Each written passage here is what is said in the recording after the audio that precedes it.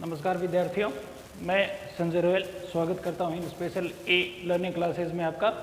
आज की class 12th biology English medium में चैप्टर 8 जो है उसकी एक क्लास जो है वो हमने पढ़ ली थी। उसके बाद में सेकेंड क्लास इस चैप्टर से रिलेटेड जो है उसकी स्टडी हम आज करेंगे। इसमें हमें mineral nutrition in A plants जो है उनके बारे में स्टडी कर रहे हैं, यानी ऐसे मिनरल्स जिनके थ्रू प्लांट जो है वो एब्जॉर्ब करता है अलग अलग टाइप के एलिमेंट्स को, ताकि वो एलिमेंट जो है वो उसके काम में आ सके या उसे वो अपने बायोलॉजिकल प्रोसेसेस वगैरह जो हैं उनके अंदर वो काम में ले सके। उन्हें हम कहेंगे इसेंशियल, ऐसे एलिमेंट्स को हम कहेंगे इसेंशियल एलिमेंट। और उनको एब्जॉर्ब करना और फिर उन्हें काम में लेना, ये जो है वो कहलाता है मिनरल न्यूट्रिशन। तो मिनरल न्यूट्रिशन जो है उसकी स्टडी जो है वो हम आज की क्लास में करेंगे। तो कल कुछ मेथड्स जो हैं वो हमने पढ़ी थी कि प्लांट्स जो हैं उनमें जो एलिमेंट्स होते हैं उनकी एसेंशियलिटी जो है उनको कैसे पता लगाया जाता है, या उसकी जानकारी या उनके बारे में इंफॉर्मेशन जो है वो कैसे ऑब्टेन की जाती है। तो उसमें जो जो प्रोसेसेस वगैरह हमने पढ़ी थी या जो मेथड हमने पढ़ी थी, जैसे प्लांट एस एनालिसिस मेथड, या फिर दूसरी मेथड जो है सैंड कल्चर, या फिर वाटर कल्चर है, या फिर वर्मिकुलोपोनिक्स या वर्मिकुलाइट कल्चर जो है उनके बारे में हमने कल पढ़ा था। इसके द्वारा हमें ये लगभग पता चलता है कि प्लांट जो है उनमें लगभग जितने भी एलिमेंट 105 जो एलिमेंट नेचर में मिलते हैं उनमें से लगभग 60 एलिमेंट जो है वो प्लांट में मिलते हैं। लेकिन वो सारे के सारे जो हैं वो इसेंशियल एलिमेंट नहीं है। इसेंशियल एलिमेंट जो हैं वो ऐसे एलिमेंट होते हैं जो किसी भी प्लांट के नेचुरल प्रोसेसेस वगैरह या नेचुरल ग्रोथ और रिप्रोडक्शन के लिए इसेंशियल होते हैं, और उसके बिना या उनके अब्सेंस में लाइफ साइकिल जो है वो पूरी तरह से कंप्लीट नहीं कर पाते हैं प्लांट। तो उनको हम क्या कहेंगे? इसेंशियल एलिमेंट कहेंगे।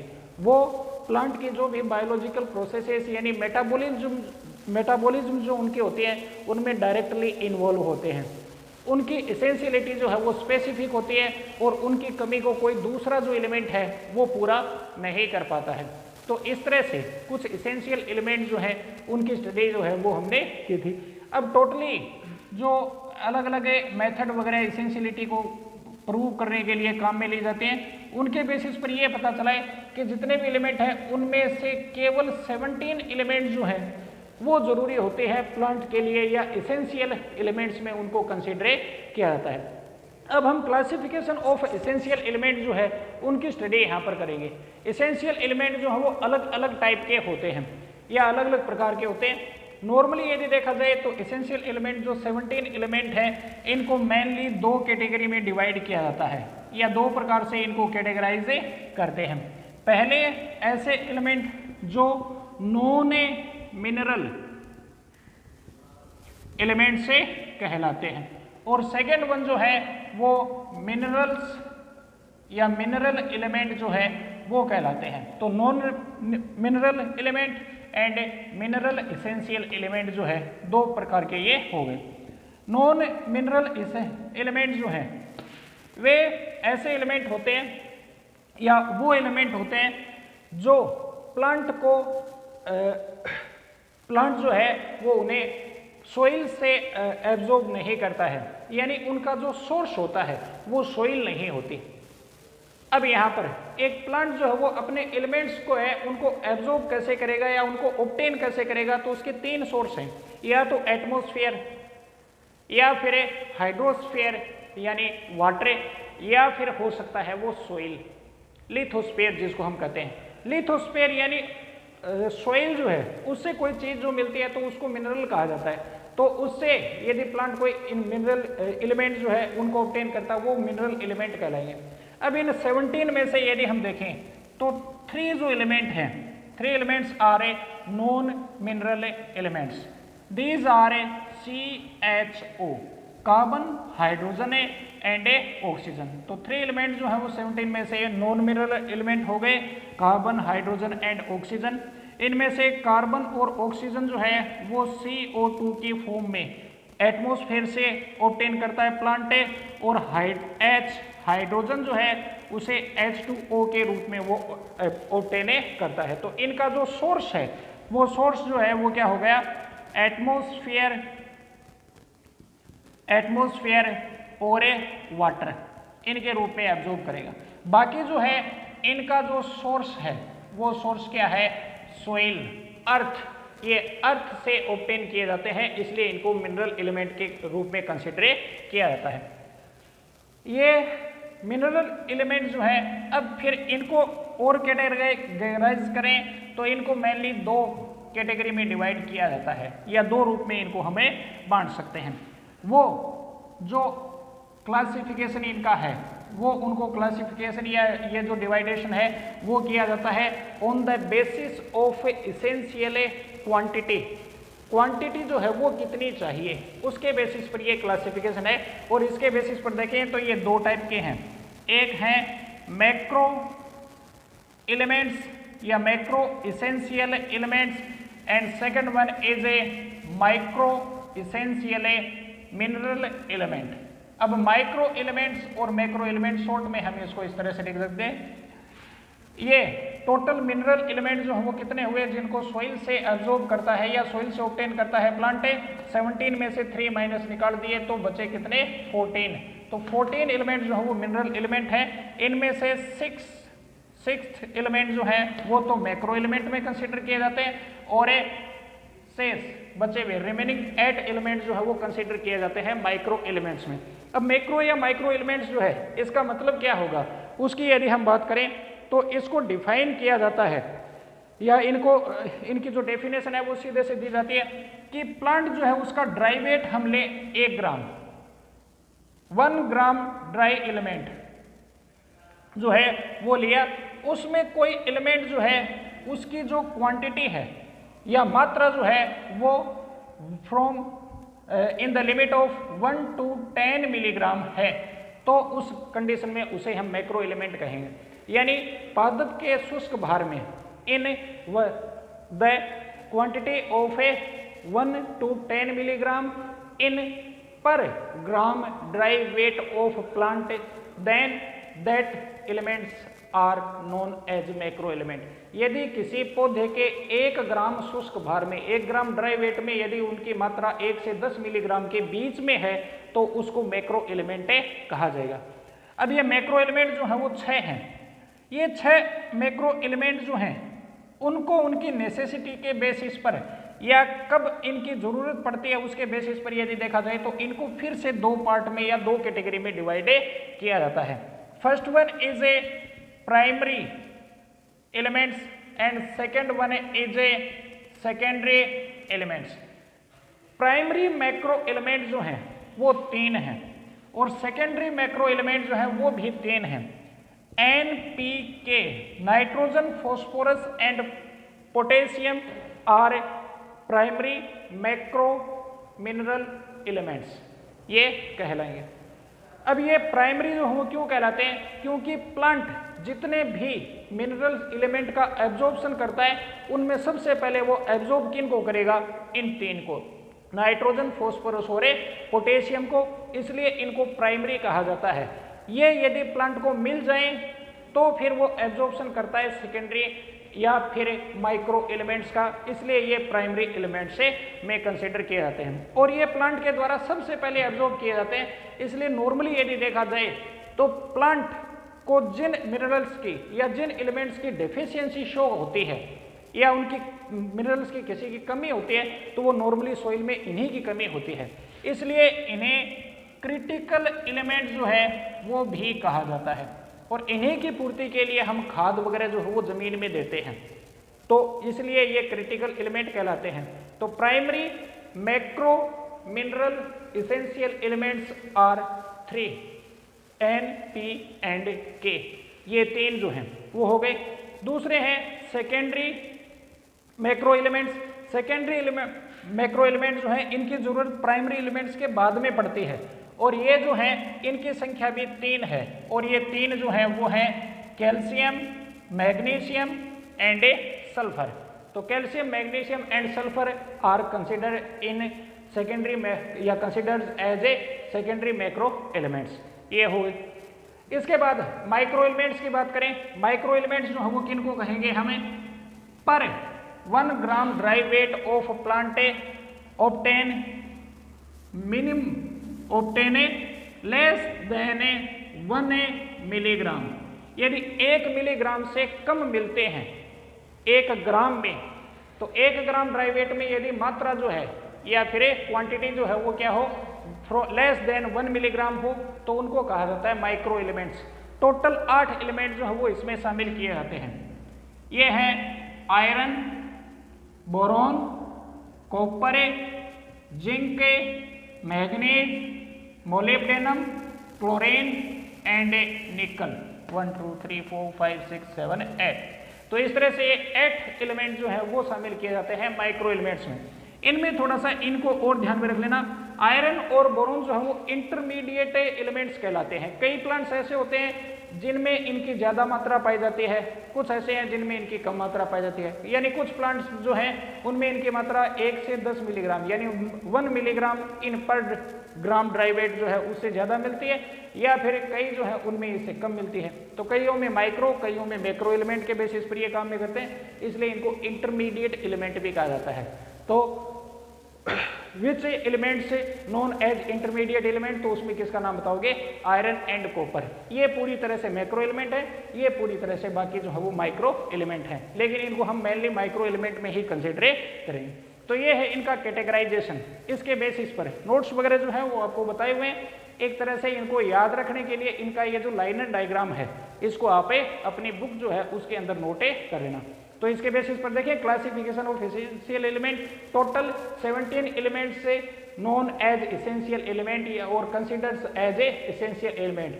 These essential elements are divided into 2 series, non-mineral element and mineral element. Non-mineral element obtain from atmosphere or water. These are carbon, hydrogen and oxygen. And mineral elements, the source of mineral elements is soil. Yeah, these elements are absorbed by the lithosphere or earth or a soil. These are divided into 2 classes, macro elements, micro elements. Macro elements, the quantity of a element between 1 milligram to 10 milligram in per gram dry weight of plant. Dry weight की हम बात कर रहे हैं, ऐसा पौधा जिसमें बिल्कुल भी पानी नहीं हो, जिसको ओवन में 3-4 दिन तक रख दिया, वो उसका ड्राई वेट होता है, उसमें 1 से 10 मिलीग्राम हो। And the elements, the quantity of elements less than 1 milligram in per gram dry weight, then these are known as a micro elements. Number of a macro elements is 6, number of micro elements is 8। कई बार एक चीज ये भी ध्यान में रखें, macro elements के number जो हैं वो 9 भी शामिल किए जाते हैं, क्योंकि ये non mineral element carbon, hydrogen और ऑक्सीजन ये भी 1 से 10 मिलीग्राम यानी 1 मिलीग्राम से ज़्यादा ही मिलते हैं, ज़्यादा मिलते हैं। तो इस बेसिस पर ये भी मैक्रो एलिमेंट है। अब 3 को इसमें शामिल कर लें तो टोटल 9 हो गए। तो नंबर ऑफ मैक्रो एलिमेंट जो है उनकी संख्या जो है वो 9 भी होती है, और अपनी बुक में इनकी संख्या 9 दे रखी है, उसको ध्यान में रख लेना इस बेसिस पर। तो टोटल 17 में से यदि हम देखें तो मैक्रो एलिमेंट जो है वो तो है 9। ये अच्छा ही लिखे, इससे कंफ्यूज मत होना, क्योंकि ये 3 जो नॉन मिनरल एलिमेंट हैं वो भी क्या है, अपनी क्वांटिटी के बेसिस पर वो मैक्रो एलिमेंट में कंसिडर किया जाए। हालांकि वो प्राप्त नहीं होते सोइल से, वो प्राप्त होते हैं या उनको ऑब्टेन किया जाता है एटमॉस्फेयर या फिर वाटर से। अब मैक्रो एलिमेंट को दो रूप में कैटेगराइज करते हैं, primary and secondary elements. Primary elements are nitrogen, phosphorus and potassium. Secondary elements are calcium, magnesium and sulphur. NPK या primary elements are also known as critical elements because the plant shows the lack of these elements firstly। सबसे पहले इन्हीं की कमी जो है वो plant में दिखती है, या ये सबसे पहले इनकी कमी जो है वो मिलती है प्लांट में। इसके बाद में आगे जो है वो हम पढ़ेंगे ये जो एलिमेंट्स हैं इनका रोल, या जो भी न्यूट्रिएंट्स वगैरह हमने पढ़े हैं, जो भी एसेंशियल एलिमेंट पढ़े, इनका रोल क्या होगा। तो role of essential element in the biological processes या biological processes of a plant, या कह सकते हैं importance of a essential elements जो है उसकी स्टडी हम यहाँ पर करेंगे। अब इनमें टोटल हम जो पढ़ते हैं अपने सिलेबस के अकॉर्डिंग, वैसे तो इसेंशियल एलिमेंट जो है वो 17 हो गए, लेकिन आपको इसमें ध्यान में रखना है या इंपॉर्टेंट चीज़ जो अपनी पढ़ाई के हिसाब से है वो केवल 14 एलिमेंट्स जो मिनरल एलिमेंट हैं उन्हीं को ध्यान में रखना है, क्योंकि हम इसमें मिनरल न्यूट्रिशन के बारे में पढ़ रहे हैं। कार्बन, हाइड्रोजन और ऑक्सीजन जो है इनमें तो सीधा सा ध्यान में रख लें, ये मेन कंपोनेंट होते हैं। ये तीन जो है वो मेन कंपोनेंट होते हैं। प्लांट के लगभग हर मॉलिक्यूल में, हर कंपाउंड में ये मिलते हैं। कार्बोहाइड्रेट, प्रोटीन या फिर विटामिन, लिपिड, सारी डीएनए, आरएनए, न्यूक्लिक एसिड वगैरह सबके ये मेन कंपोनेंट होते हैं। सारी चीज़ें लगभग इन्हीं की बनी होती हैं। सेलुलोज वगैरह है या फिर जो स्टोर्ड फूड वगैरह है, ये सब मिलते हैं। लेकिन ये कोई ज़्यादा इंपॉर्टेंट जो है वो यहाँ पर नहीं है, तो इनको हम यहाँ पर नहीं पढ़ेंगे, केवल 14 एलिमेंट जो हम वो ही पढ़ेंगे। तो इसमें नोट्स वगैरह में आपको ये जो 14 एलिमेंट मिले और हमने ये पढ़ा है कि 17 एलिमेंट जो हैं वो एसेंशियल एलिमेंट होते हैं, तो उससे आप कंफ्यूज ना हो, इसको आप नॉर्मली यूं ही ध्यान में रखकर चलेंगे। अब यहाँ पर आगे हम एसेंशियलिटी जो है या इंपॉर्टेंस जो है इन एलिमेंट्स का उसको हम पढ़ते हैं। तो उसमें सबसे पहले जो एलिमेंट है वो हम पढ़ेंगे वो है नाइट्रोजन। नाइट्रोजन इसको हम N से रिप्रेजेंट करेंगे। नॉर्मली हमें नाइट्रोजन लिखते हैं तो आप केमिस्ट्री वगैरह में यूं लिखते हैं N2, ये इसका मोलिक्यूल फॉर्मूला है, मोलिक्यूल्स के रूप में है। यहाँ पर हम एलिमेंट्स को पढ़ रहे हैं तो एलिमेंट्स में उसका केवल सिंबल लिखा जाता है। तो यहाँ नाइट्रोजन जो है ये एलिमेंट्स हो गए। अब इनके बारे में कुछ इंपॉर्टेंट चीज़ें जो हैं उनको आप नोट्स वगैरह में अंडरलाइन जरूर कर लें, बाकी नॉर्मल इनकी स्टडी जो है उसी रूप में की जाएगी। ये एलिमेंट, एक तो ये ध्यान में रखें कि ये जो एलिमेंट है ये सबसे मैक्सिमम अमाउंट जो है उसकी नीड जो है इसी एलिमेंट की होती है। जितने भी मिनरल एलिमेंट की बात कर रहे हैं हम, कार्बन, हाइड्रोजन, ऑक्सीजन को इसमें शामिल नहीं कर रहे हैं, 14 मिनरल इसेंशियल एलिमेंट जो है उसमें सबसे ज़्यादा जिस एलिमेंट की जरूरत पौधे को होती है वो कौन सा है? नाइट्रोजन है। एक तो ये ध्यान में रखेंगे, मैक्सिमम नीड जो है इसी एलिमेंट की होगी। इसके अलावा कोई भी एलिमेंट जो है उसको हम एब्जॉर्ब, उसको प्लांट जो है वो एब्जॉर्ब किस रूप में करता है, तो ये चीज़ ध्यान में रखें कि कोई सा भी मिनरल एलिमेंट हो, जमीन से प्लांट जो मिनरल वगैरह का एब्जॉर्प्शन करता है वो हमेशा आयंस के रूप में होगा। तो plant absorb the mineral elements in the form of ions, these are either anions और कैटाइन। वो एनायन भी हो सकते हैं, कैटाइन भी हो सकते हैं। मेनली यदि देखा जाए तो नॉन मेटेलिक एलिमेंट्स जो हैं उनके कंपाउंड जो है या उनका एब्जॉर्प्शन कैसे होता है उसको जरूर ध्यान में रख लेना। नॉर्मली देखें तो नाइट्रोजन जो है इसका एब्जॉर्प्शन किया जाता है नाइट्रेट के रूप में। नाइट्रेट आयन जो होता है उसके रूप में या इस फॉर्म में एब्जॉर्ब करता है प्लांट नाइट्रोजन को। लेकिन इसके अलावा थोड़ी मात्रा में नाइट्राइट एंड अमोनियम आयन जो है इस फॉर्म में भी इनको एब्जॉर्ब किया जाएगा। ये कौन कौन सी चीज़ों का कंपोनेंट होता है, यानी इसका रोल जो है वो क्या है? एक तो ये चीज़, एक तो एब्जॉर्प्शन जो है वो किस रूप में होगा, नोट्स में सब में सबसे पहले यही दिया है। एक इनका जो रोल है वो क्या होता है, तो ये मेन कंपोनेंट होता है। कार्बोहाइड्रेट और लिपिड में तो ये नहीं होता, लेकिन प्रोटीन्स जो हैं उनमें ये मिलता है। डीएनए, आरएनए यानी न्यूक्लिक एसिड हो गए, या फिर विटामिन, हार्मोन्स, ये जितने भी होते हैं इनमें लगभग नाइट्रोजन जो है वो प्रेजेंट होता है। इसके अलावा एनएडीपी, एटीपी, इस तरह के बायोमोलिक्यूल्स जो हैं वो बनाने में इसकी भूमिका जो है वो नाइट्रोजन की जो भूमिका है वो होती है। नॉर्मली यदि देखा जाए तो ये सबसे ज़्यादा अपना इंपॉर्टेंस रखता है या सबसे ज़्यादा इसकी जो ज़रूरत होती है वो डेवलपिंग पार्ट जो होते हैं प्लांट के उनमें होती है। डेवलपिंग पार्ट है यानी कोई नई ब्रांच जो है वो निकल रही है, कोई नया फ्लावर बन रहा है, कोई फ्रूट वगैरह का फॉर्मेशन हो रहा है, यानी जहाँ पर सेल डिवीजन, सेल एलोंगेशन जैसी प्रोसेसेस वगैरह चलती रहती हैं वहाँ पर नाइट्रोजन जो है उसकी नीड प्लांट को रहती है। तो इस बेसिस पर ये प्लांट के अलग अलग भागों में काम में आता है।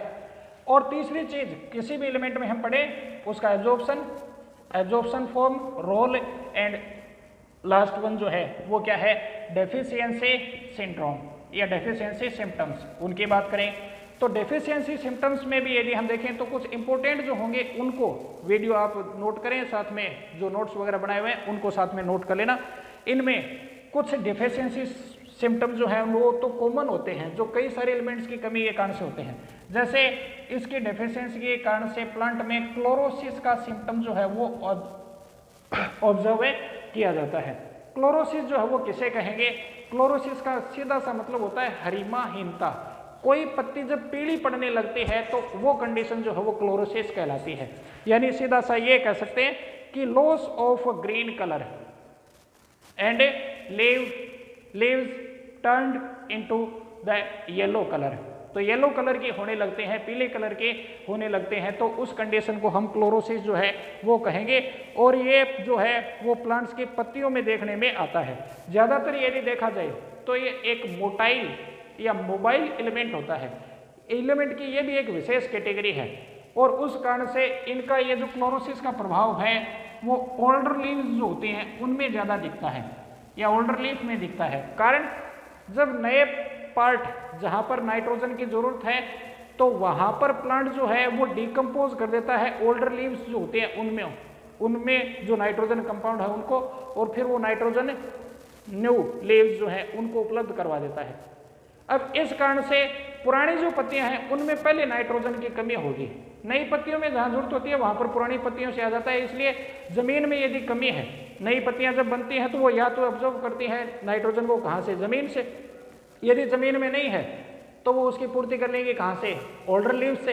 इसलिए कमी होने पर सबसे पहले पीले रंग का प्रभाव या नाइट्रोजन की कमी का जो इफेक्ट दिखेगा वो कौन में दिखेगा? ओल्डर लीव्स में। तो एक तो ये क्लोरोसिस जो है वो इसके कारण से होती है। इसके अलावा इसका एक और इफेक्ट जो है वो दिखाई देता है या एक सिम्टम जो है वो दिखाई देता है क्लोरोफिल के डीकम्पोजिशन में। क्लोरोफिल जो है उसका डीकम्पोजिशन जो है वो होने लगता है। अब क्लोरोफिल डीकम्पोजिशन जो है इसका अर्थ यहाँ पर क्या होगा या तात्पर्य क्या होगा? क्लोरोफिल के कारण से पत्तियां जो है वो कैसी रहती हैं? ग्रीन कलर की रहती हैं। लेकिन नाइट्रोजन की कमी होने पर एक तो क्लोरोफॉर्म जो क्लोरोसिस का भाव तो दिखता ही है, साथ में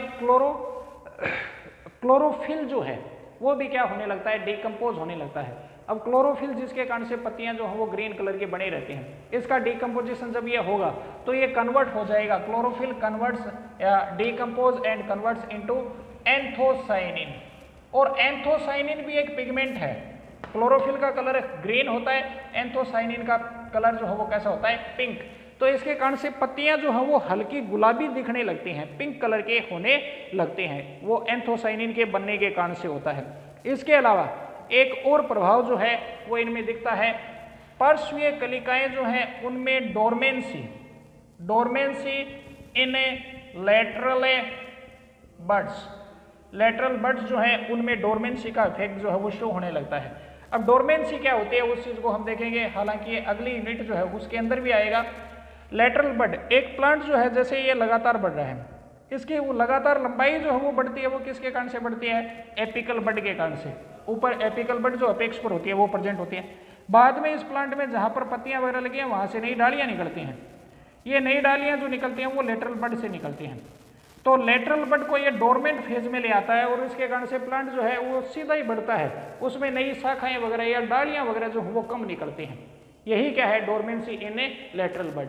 प्लांट शूट जो है वो लगातार बढ़ेगा ऊंचा, उसमें जो नई ब्रांचेज हैं यानी the formation of branches is a absent, वो अब्सेंट हो जाता है। यही है डोरमेंसी इन ए लेटरल बड। और इसके अलावा प्लांट जो है उसकी कुल ग्रोथ, डालियां तो बिल्कुल निकलती नहीं है, ब्रांचेज जो है उनका फॉर्मेशन तो रुक ही जाता है, कुल जो ग्रोथ होती है वो भी क्या हो जाती है?